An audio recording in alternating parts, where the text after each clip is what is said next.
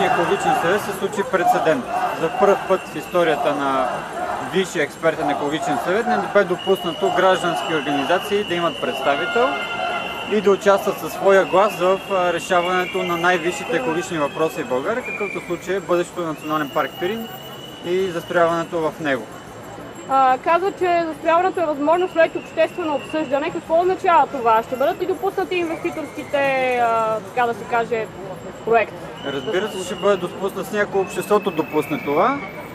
Това, че ще има предварителни обсъждания, че ще има оценки за въздействие върху околната среда на всички проекти, това са едни ала-бала, казано най-общо, тъй като закона и в момента изисква всяка промяна в плана за управление да бъде обсъждана и поставена на екологична оценка. Това не се прави и явно тези думи на министърките са просто прах в очите на хората. Ние ще опазим природата, като поставим всеки проект на оценка за въздействие върху околната среда. Историята показва как се правят тези оценки. Още по-смешното е, че тези оценки в крайна сметка, когато става дума за такива голями проекти, какъвто е разширяването на една ски зона, също се съгласуват от същия Висш експертен екологичен съвет и всеки може да си представи, че в този съвет, както днеска анблок беше гласувано едно абсолютно незаконно предложение на община Банско, така ще бъдат съгласувани всички незаконни предложения на общината или концесионера да застроят националния парк. Ще преуспее ли Банско от икономическа гледна точка с една ски писта повече? Според нас, опита, който имаме до сега е, че без стратегическо планиране, без стратегическо мислене, всякакви такива инертни действия на инвеститорите имат по-скоро за цел облагодетелстването им, задвижване на техния строителен бизнес и все повече загробването на града, на хубавия град Банско, в едно застрояване, презастрояване и унищожаване на реалния потенциал на района за развитието на туризъм. Тъй като първо се унищожава националния парк като природна стойност, с това се губи алтернативния туризъм. Второ, с презастрояването на ски зона Банско се води до унищожаването на гората, до ерозия, до много екологични проблеми, замърсяването на водата и така нататък. И трето, проекта за разширение на ски зоната веднага води след себе си много хиляди проекти за разширяване на легловата база в града. Което какво означава, че и в момента града е ужасно презастроен, не съответства на никакви норми и едни такива планове ще доведат до още по-мащабни презастрояване и тотално обезмислене на целия курорт и унищожаването изобщо на всички възможности за развитие на туризъм там, тъй като никой няма да иска да ходи в град от 1 милион легла, при все, че даже в София няма толкова, едва ли не.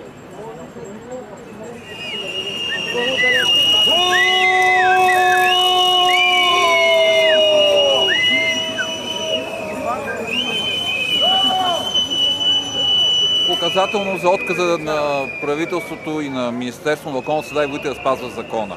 Тоест в момента до сега няма нито един план за управление на защитена територия, който да е прият без екологична оценка и оценка за съвместимост. Това също е първи. Тоест те нарушават закона за околната среда и закона за биологичното разнообразие. На второ място, с допуснатите нови строителства на писти, лифтове и съпътстващата ги инфраструктура, нарушават закона за защитените територии. На трето място се заплаща на самата същност на националния парк, доколкото увеличаването с нови 900 хектара на териториите, които могат да бъдат застроявани веднага и допустимото застрояване върху още 20 000 хектара, само в тези 900 хектара, това означава между 600 и 800 хиляди вековни мури, смърчове и ели. Проблема ще се реши ли в крайна сметка? Какво ще стане, ако тръгне да се строи в Пирин? Ще продължават ли да ако означава, че започват да строят в Пирин или узаконяват това, което незаконно е застроено от концесионера, офшорната компания Юлен, това означава, че нямаме държава. Това е най-лошото. Тоест не е просто, че ще бъде унищожен Пирин, а че нямаме държава. Вярно ли е, че тези протести, които се организираха днес пред Министерството на околната среда и водите, са рекламирани и по национални радиостанции, които са дошли довели се хората с рейсове? Да, те си го признаха и самия кмет Георги Икономов каза какво като са служители на общината, те нямат ли право да протестират. защото аз го поставих въпроса. И рекламата на протестите. Да, и рекламата на протестите, нали, кой плаща рекламата, никой не знае, нали, защото разбирате, че националните радиа не пускат безплатно реклами. Нали, или има общински пари, което не го виждам как, или просто има едни мръсни пари, които трябва да влезнат, за да може да се защити ново застрояване на Пирин. Всеки ден ще е така до оставката! Всеки ден ще е така до оставката! Всеки ден ще е така до оставката! Всеки ден ще е така до оставката!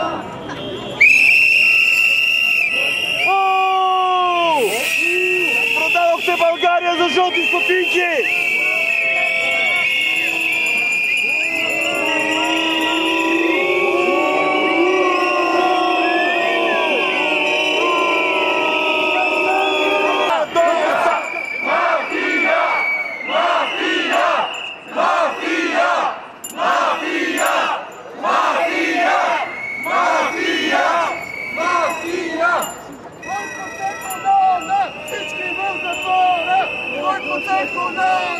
Всички в затвора! Бойко Цекунона! Всички в затвора! Бойко Цекунона! Всички в затвора! Бойко Цекунона! Всички в затвора!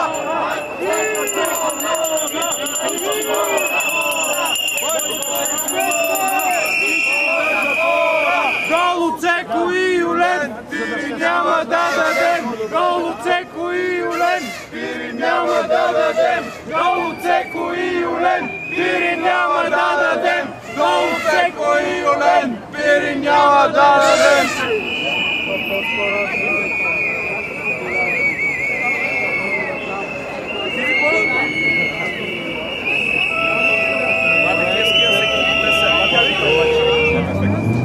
Викаме срещу празни дали. Да. Ей, да са пълни след края. Искаме природа, искаме бетон! Искаме природа, искаме бетон!